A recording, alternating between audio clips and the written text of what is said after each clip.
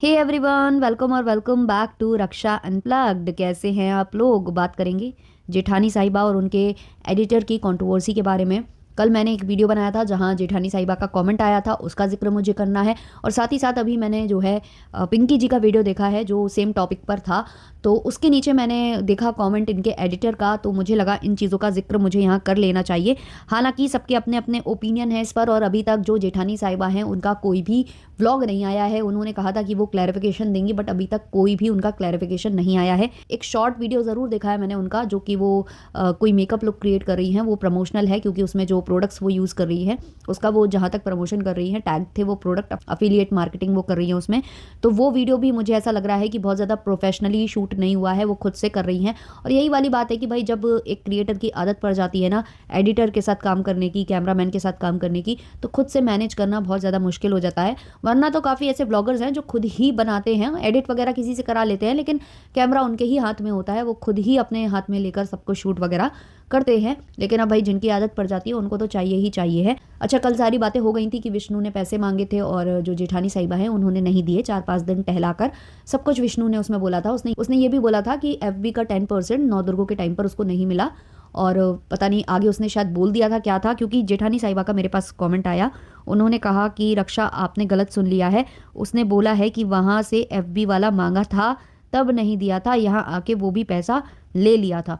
तो शायद मुझसे सुनने में गलती हुई है, या फिर जो भी आप लोग भी बताना अगर आप लोगों ने सुना हो, क्योंकि आजकल कंटेंट बहुत ज़्यादा है, हो सकता है मुझसे गलती हुई हो। क्योंकि क्या होता है ना कि बहुत सारा वीडियो आ रहा है यहाँ से वहाँ से वहाँ से वहाँ से, है ना। अभी लप्पू एंड फैमिली के तो मैं वीडियो देख भी नहीं रही हूँ, केवल इधर उधर के वीडियो जहाँ पर एक्सपोज हो रही है वो फैमिली, वो वाले देख रही हूँ। तो सोचिए कितना सारा कंटेंट हो जाता है, तो उसमें हो सकता है स्लिप हो गया हो। अभी हाल फिलहाल ही ऐसा हो रहा है मेरे साथ। अभी मैंने जूली आंटी का वीडियो देखा, अब वो वीडियो पता मैं सुनती जा रही हूँ, यहाँ मैं थंबनेल क्रिएट कर रही हूँ, और सुनते सुनते पता क्या हो जा रहा है कि वो वीडियो निकल जा रहा है और मैं कुछ सुन ही नहीं रही हूँ कि क्या हुआ। फिर मैं बैक कर करके मैंने 3-4 बार बैक करके उनका वो वीडियो सुना। तो ये स्थिति हो गई है आजकल हम रिएक्शनिस्ट की।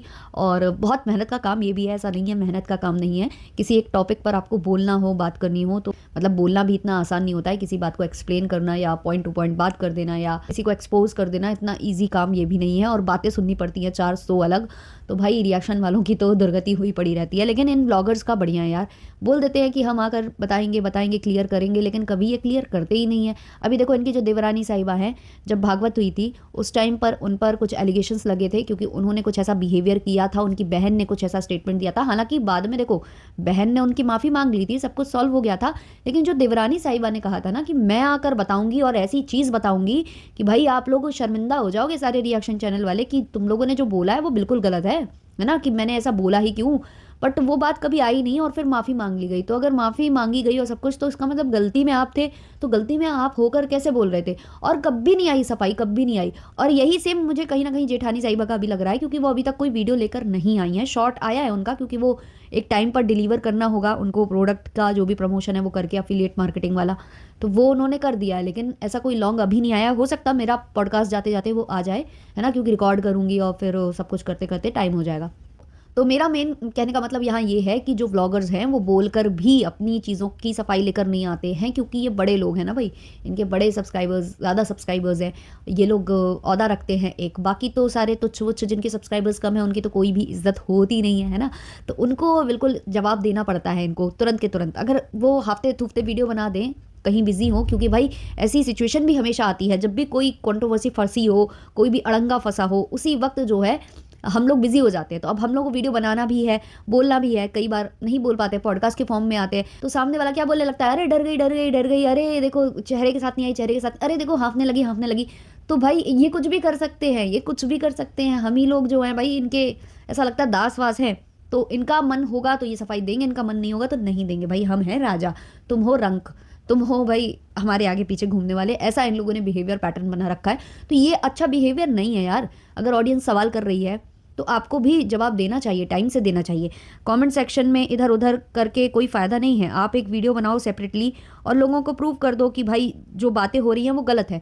अब देखो जब पिंकी जी ने वीडियो बनाया तो उन्होंने भी सेम यही बोला, सही नहीं है वो पैसे, अमाउंट ज़्यादा नहीं है आपके लिए, आप दे सकते थे, और आप एहसान क्यों कर रही हो। जैसे कि इन्होंने बोला था कि मैं तो वैसे भी दया करके देने वाली थी। तो दया किस चीज़ की दया करके, मतलब आप दे रहे हो, काम उसने किया है तो काम का पैसा मांग रहा है ना, वो आपसे उधार नहीं मांग रहा। और ना ही वो वो पैसा मांग रहा है जो उसने काम किया ही नहीं है ना, ऐसा तो वो नहीं कर रहा है। फिर आपका ये कहना कि मैं तो दया करके दे ही देती, ये स्टेटमेंट गलत है।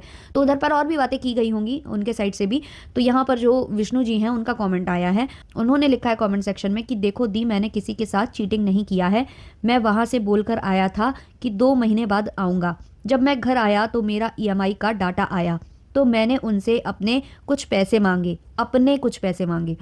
पहले तो 4-5 दिन उन्होंने गेम खेला, आज दूंगी कल दूंगी, फिर 5 दिन बाद बोलती हैं कि यहाँ नोएडा आओगे, उसके बाद दूंगी। फिर जाकर मेरे को गुस्सा आया तो मैंने बोला कि अब मैं आपके पास काम नहीं करूँगा।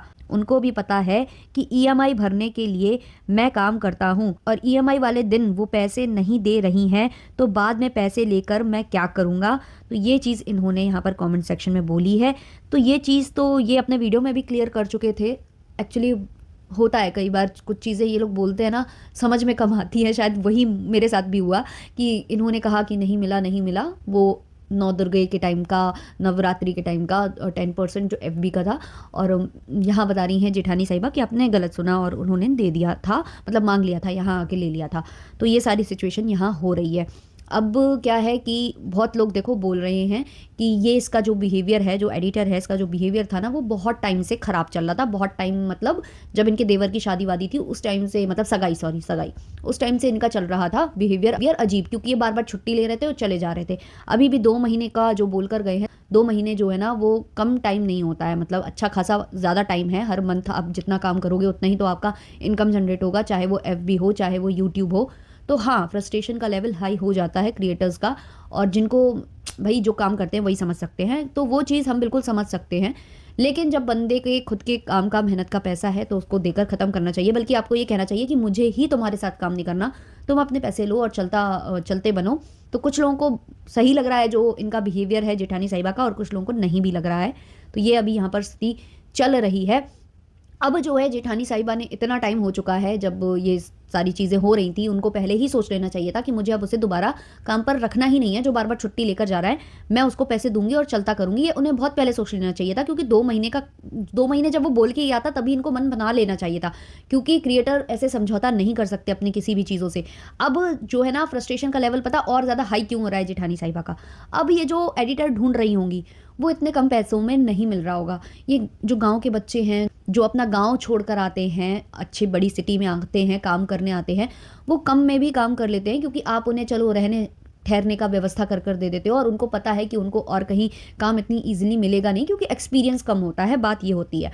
अब आप किसी एडिटर को हायर करोगे जो आपकी ही सिटी का हो या आसपास का हो, तो उनको पता है कि कितना अमाउंट मिलना चाहिए, क्योंकि उनको बहुत अच्छे से नॉलेज है कि आप कहाँ से कितना अर्न करोगे और उनके आपके साथ जुड़ने से कितनी ज़्यादा आपको प्रॉफिट और हो जाने वाला है। क्योंकि अभी देखो, अभी कम काम कर पा रही हैं तो अमाउंट कम बन रहा है। वही एडिटर आएगा, जैसे मैनेजर हायर करते हैं तो वो तो और ज़्यादा दूर तक का सोचते हैं, तो अभी एडिटर आएगा तो वो दिन रात आपके पीछे आगे घूमता रहेगा, वीडियो बनाएगा, ये कहीं कुछ, तो उसे पता है कि जब काम बढ़ेगा तो पैसा भी बढ़ेगा। तो जो प्रोफेशनल होते हैं ना, वो अच्छा खासा मोटा रकम मांगते हैं। हो सकता है कि वो ये कह दें कि सोशल मीडिया से जो आप अर्न कर रहे हो ना, उसका 40% ही मैं लूँगा, या कह दें कि 50-60 हज़ार रुपये मैं लूँगा, है ना। मैंने पहले भी बोला है कि लप्पू जिन एडिटर्स को रखता है वो कम में मिल जाते हैं, लेकिन अगर आप प्रोफेशनल किसी को हायर करो ना, तो 40-50 हज़ार कहीं नहीं गए। और वो बोलेंगे कि भाई हमें ना खाना चाहिए ना पीना चाहिए, हम तो भाई अपना अप डाउन कर लेंगे, हम तो अपने घर से भी कर लेंगे, आप हमें रिकॉर्ड करके दो, हम एडिट करेंगे, ये हिसाब किताब रहता है इनका। तभी तो बहुत बड़े बड़े ब्लॉगर्स हैं जो मुंबई बेस्ड हैं, वो नहीं रखते हैं एडिटर, और एडिटर रखते भी हैं ना तो अच्छा खासा अमाउंट उनको देना होता है उनको।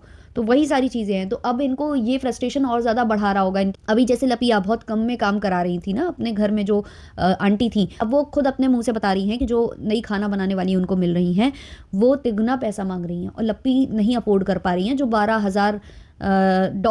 $12,000 प्रति महीना कमा रहे हैं केवल शॉर्ट से, लॉन्ग का तो कोई हिसाब किताब ही नहीं है। और FB अलग, इंस्टाग्राम अलग, है ना, और ऊपर से साड़ी का बिजनेस अलग।